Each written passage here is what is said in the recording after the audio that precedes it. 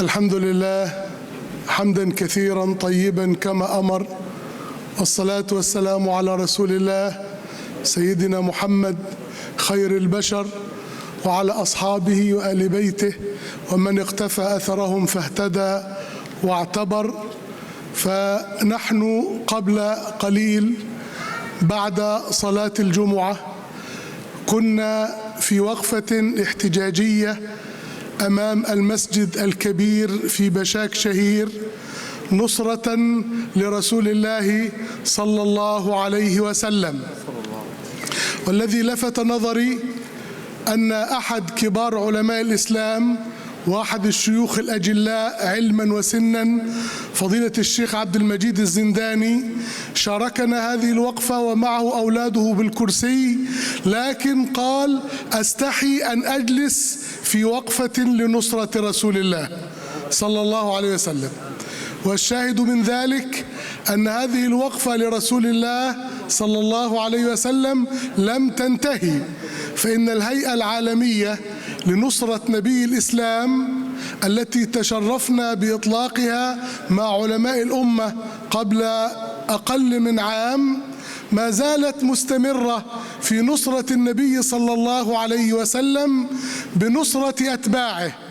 وهذا هو الرد الذي قلناه لوسائل الإعلام لما أقامت الهيئة العالمية لنصرة نبي الإسلام وقفة احتجاجية أمام سفارة دولة المغرب المملكة المغربية نصرة للشاب الإيغوري الذي من تركستان المعتقل هناك.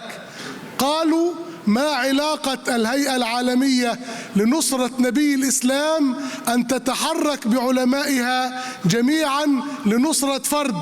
قلنا إن نصرة النبي صلى الله عليه وسلم لا تتحقق إلا بنصرة السنة وإلا بنصرة أتباعه.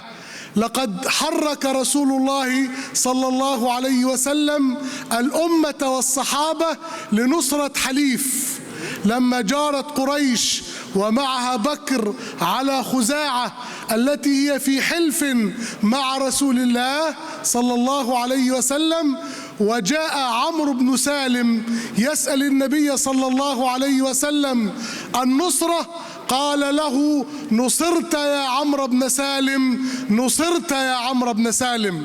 على الأمة جميعا أن تقول: نصرت يا تركستان، نصرتم أيها الإيغور.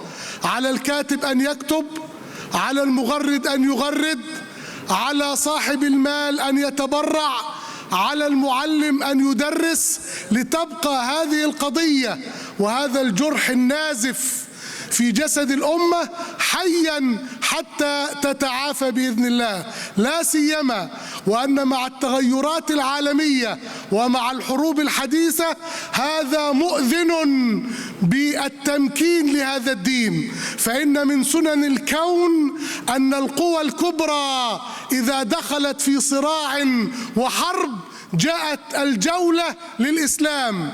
ألف لام ميم، غلبت الروم في أدنى الأرض وهم من بعد غلبهم سيغلبون في بضع سنين. لله الأمر من قبل ومن بعد، ويومئذ يفرح المؤمنون بنصر الله.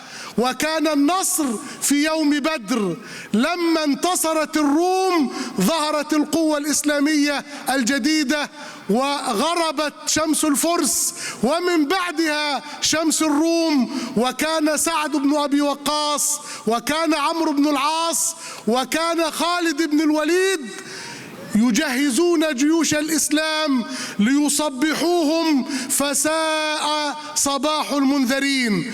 وإن الأرض تنبت كل حين وليدا شامخا كابن الوليد. أذكركم في ختام كلمتي بالحديث الذي رواه علي بن أبي طالب عن النبي صلى الله عليه وسلم أنه قال: المسلمون تتكافأ دماؤهم ويسعى بذمتهم أدناهم ويجير عليهم أقصاهم وهم يد على من سواهم. هم يد واحدة على من سواهم، وإن اليد لا تتنظف إلا إذا التحمت باليد الأخرى، فكونوا يدا على من سواكم. إن المسلم في الإيغور، إن المسلم في معتقلات الصين هو نفس المسلم في معتقلات مصر، وإن الدم النازف في تركستان هو نفس الدم النازف في دمشق أو في الروهينجا.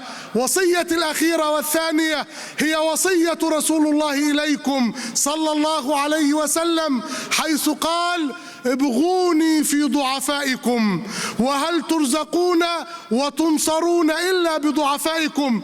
فكونوا مع هذه الأمة، وكونوا مع ضعفائها، وكونوا مع قضاياها، كونوا مع القدس والأسرى والمسرى، وكونوا كما قال الإمام المجدد الإمام الشيخ محمد رشيد رضا أستاذ أساتذتنا، حيث أصبح مهموما كئيبا حزينا، فجاءته أمه الشريفة وقالت له: يا شيخ محمد، في مسلم مات اليوم في الصين؟ هكذا في الصين هي تعرف أن موت مسلم في الصين هو كفقد واحد من آل رشيد رضا ومن آل البيت النبوي. هذه أمتنا، وهذه عقيدتنا، وهذا نبينا. تحت راية نصرة رسول الله ننصر أتباعه في كل مكان. والله أكبر، الله أكبر، ولله الحمد.